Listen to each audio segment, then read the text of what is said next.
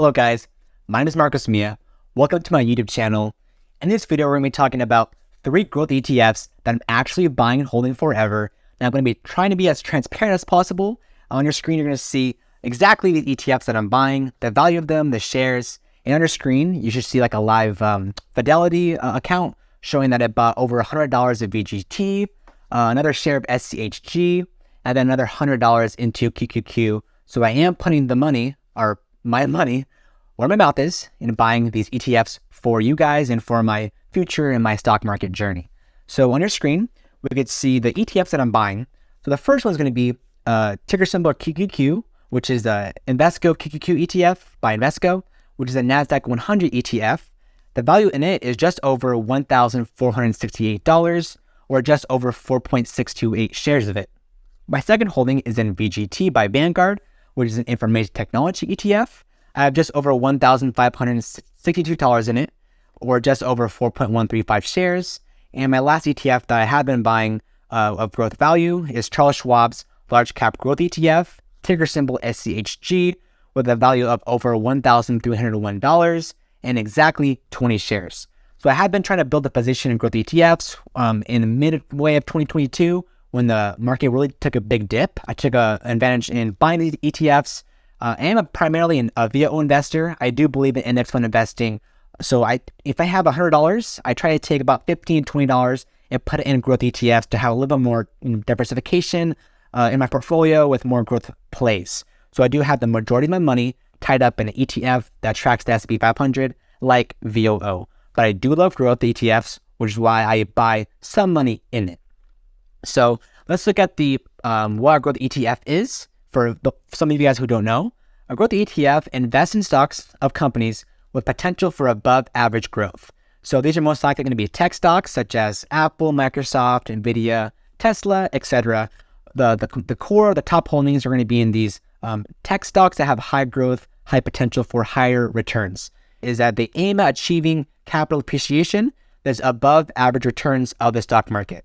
So the goal of growth ETF is primarily to be an index like VOO or VTI, VOO being the S&P 500, and VTI being the total stock market. So growth ETF is primarily goal is to achieve appreciation of capital to investors and have these high returns to you guys as an investor. So let's look at the positive and negatives of a growth ETF. The positives of growth ETF is that they do have a goal of achieving higher returns. So you can get high returns by investing in growth, specifically a growth ETF. The second is that they can beat the S&P 500. So if that's your guys' goal is to, be the next Warren Buffett or something like that, and you want to beat the S&P 500 in a more safer manner, you can invest in a growth ETF. The third is that it can accelerate stock market returns. So if you don't like your, index fund or mutual fund given like 5 or 10% over a year, you want something that's a little bit more higher, maybe around 12 to 15%, 18% on a good year, you can buy a growth ETF. The fourth is that it can provide you exposure to tech, AI, and cloud. So if you're really big into something like that with tech, AI, and cloud, I do believe that, tech, AI, and cloud is the future. You can invest in growth ETF and have some skin in the game in tech. So now the negatives of growth ETF is, for one, they will have bad negative years. So if the stock market pulls back in a bad year, most likely growth ETFs will pull back a lot more than an index. So you just have to be prepared for that when the stock market goes red, that this will go red more than an index. Number two is that you won't be as diversified. So the growth ETFs are not as diversified because most likely you're going to be invested in a sector like technology. So if it's highest, holdings into technology, most likely you're not going to be diversified. The third is that they will have a low dividend yields and payouts. So don't be expecting some, high dividend yields like over 1%, 2%, 3%. Kiss that goodbye, because growth ETFs, these tech companies, when they make profit, when they make money, they reinvest that back in their business and not into a dividend payment to you as an investor. Number four, they will have higher volatility. And as you take on more risk in an ETF like this, the volatility is a lot higher. So, when the stock market goes up, like 1%, this will kind of go up a lot more than that. And the stock market pulls back like 1% a day or in a week, this will pull back more than that. So you have to have that mindset when you're investing in growth ETFs. But if you can weather that volatility, notice the risk in it, you can have higher returns and higher reward. So that's the cool thing about these ETFs. So if you go to M1 Finance, I have my PI. I have my exact targets that I have allocated in these ETFs, 37% to BGT, 33% QQQ, and 30% in SCHG.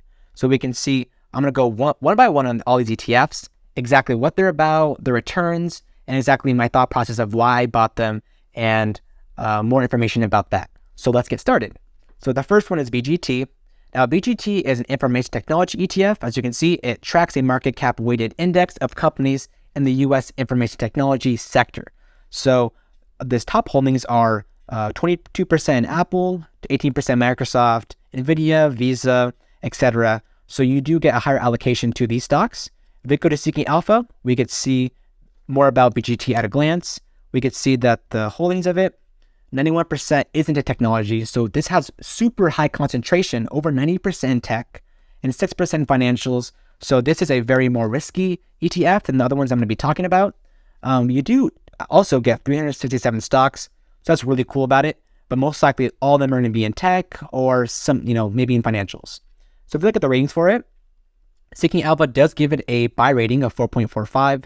So if you guys want a quant rating where Seeking Alpha does have this software that lets you guys know when an ETF is at a buy or a hold or a sell. So if you guys want this quant rating, you guys can check out the link in my description to get access to Seeking Alpha, because I do use this on an everyday basis. If you guys want more information on that, link in my bio. If you look at the momentum of it, we could see that BGT gets an A+ of momentum being returns. So it does have excellent returns to you as an investor.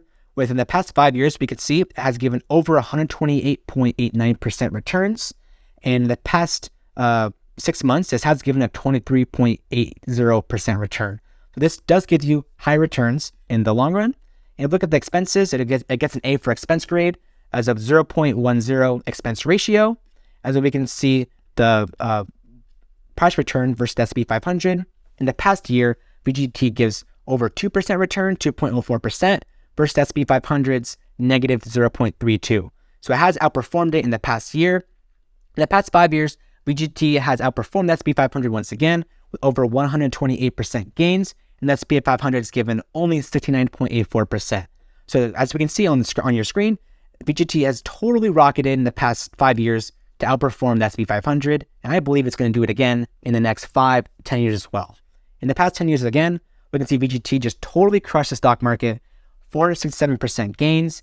S&P 500 is only given 206.95% gain. So overall, I love BGT because of its high allocation to tech. I'm a big tech investor. I love technology. I love everything with Apple and Microsoft as the top holdings. So with these returns and with the low expense ratio, I love being a BGT investor. If we go to our number 2 holding on M1 Finance, we can see that our number 2 is Invesco QQQ, which is a NASDAQ 100 ETF. As you can see on your screen, QQQ tracks a modified market cap weighted index of 100 NASDAQ listed stocks. So this does follow the NASDAQ 100 if you guys are interested in an index like that. As you can see, the top holdings are Microsoft and Apple, the top holding being Microsoft. You do get some cool stocks in there like Amazon, Pepsi, Tesla, etc. If we look at Seeking Alpha and we type in QQQ, we can see the holdings are 50% in technology. You do get some other sectors like communication, consumer cyclical, healthcare, consumer defensive, etc. And you do get, like I said, 102 stocks because this does track the NASDAQ. If we look at the ratings, Seeking Alpha does give it a buy rating of 4.40. So Seeking Alpha does give this rating to investors to buy the stock while it's on a dip. If we look at the expenses, we can see it does get a B+ for expenses because it does have kind of a higher expense ratio, sort of, 0.20. Now, there's an alternative to QQQ, which is QQQM, which does have a lower expense ratio. As you can see, if we type in QQQM, we can see that expense ratio is an A- instead of a B+, which is a expense ratio of 0.15%.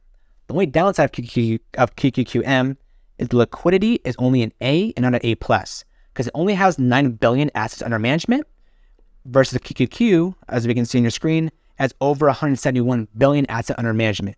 So QQQ does have a higher liquidity grade just for more asset under management, and I invest in QQQ is for that peace of mind of that higher liquidity grade, and also because of the asset under management is also high as well.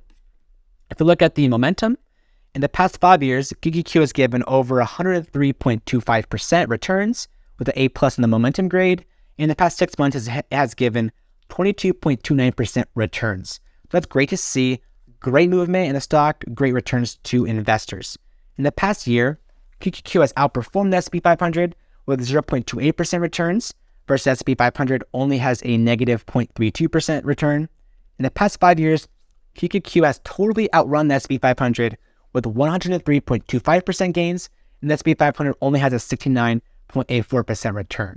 And in the past 10 years, it's a no-brainer. QQQ has totally outperformed the S&P 500 with 382% returns, and the S&P 500 only has a 206.95% return. So why invest in QQQ is because I love this a little more diversification than something like VGT. You do get all these other stocks in it, such as consumer stocks, consumer cyclical, etc. And its returns are amazing. I love the NASDAQ, so I want some skin in the game with the NASDAQ, and I love something like QQQ for the long run. If we look at my last holding, the growth ETFs I buy, we can see I have 30% allocated to SCHG. Now, SCHG is a Dow Jones U.S. Large Cap Growth Total Stock Market Index. Now, that's a lot to say. So all in all, it has SCHG selects growth stocks from 750 of the largest U.S. companies. So SCHG tracks all these large cap market weighted stocks and invests them in this exchange traded fund. So if we look at the top holdings, we can see we have Apple, Microsoft, that's a no-brainer, Amazon, Meta, and United Health, Google, etc. So you do get some great stocks inside of it. If you look at SCHG on Seeking Alpha, we can see the holdings at a better glance. So you do get a little bit lesser allocation to something like technology, but you do get all these other great sectors like healthcare at 15%, communication, consumer cyclical, even financials. So you do get a lot more of these other sectors inside of something like SCHG, which is a little bit more diversified than something like QQQ or something like VGT. As we can see, it has over 245 stocks in it, which is really cool to see. The ratings by Seeking Alpha does give it a buy rating of 4.3%. So Seeking Alpha does give SCHG to investors as a buy rating in the past few days.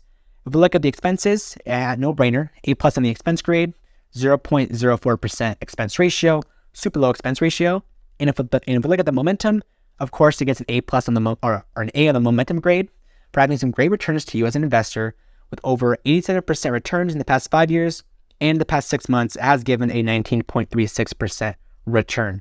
If we look at the return versus something like the S&P 500, it has given less returns than S&P 500 of negative 0.46% versus the S&P 500's negative 0.32% in the past year. But that's okay because in the past 5 years, it has totally crushed the S&P 500 with over 87.02% gains, and the S&P 500 only has given a 69.84% return. And in the past 10 years, of course, it has been the S&P 500 with over 271% returns versus S&P 500's 206.95% gain. So SCHG is a stock that I love because I do have SCHD, which is a dividend ETF in my Fidelity account. So it's cool to see both these paired with each other. And SCHG is a little bit more diversified than something like QQQ and VGT, and does have a little bit more of a growth play. So that's why I love to invest in something like SCHG and broaden and diversify my money. So if you look at all these together, on your screen, you're going to see VOO on the bottom, and you're going to see QQQ in purple, VGT in blue, and SCHG in orange. And of course, all the ETFs have outperformed the S&P 500. They have totally crushed VOO, totally crushed VTI. And as you can see, maybe this might not be forever. In the future, we can't predict future returns, but I'm confident that tech and something like AI and cloud and all these different innovative stocks will perform well in the next 10 years. So I do want some skin in the game in that. As you can see, in the past 5 years, VGT is the highest returning ETF out of all these three, QQQ being the second most, and SCHG the third most. And I love growth ETFs like this to see higher returns in my money, higher reward as an investor. And I'm gonna leave you guys with this at the end with the infographic that says the use cases for growth ETFs. Now you could either pair it with a dividend ETF. You could do a 50-50 split. I've seen this before, something like SCHG, 50% allocated to it, and then 50% to SCHD. That's just one way I've seen the use case for it. Number two is you could always pair growth ETF with an index fund, something like a 70-30 split, 70% to an index fund, 30% to a growth ETF. As you can see, you know, VOO, VTI being your core holding, and then VGT being your secondary holding. This is kind of what I do, but I have more of like an 80% into index funds, and then around 85% index funds, and around 15% to growth funds and a dividend ETF like SCHD. Or you can always have it on the far left, you see a growth core holding with individual stocks. So you can always have a growth ETF be your core holding, and the individual stocks be, you know, kind of in there trickling. It should all depend on your preference, right? So that's pretty much it. That's my video on the growth ETFs that I am buying and holding forever. Hopefully you guys enjoyed it. Hopefully you guys loved this video. If you guys did like this video, please leave a like because this cute puppy did. And comment down below a growth ETF that you are buying and holding forever, or if you agree with the one that I am buying. Now, hopefully you guys have a great rest of your day. I really love you guys so much. I'll see you guys on the next one. Peace.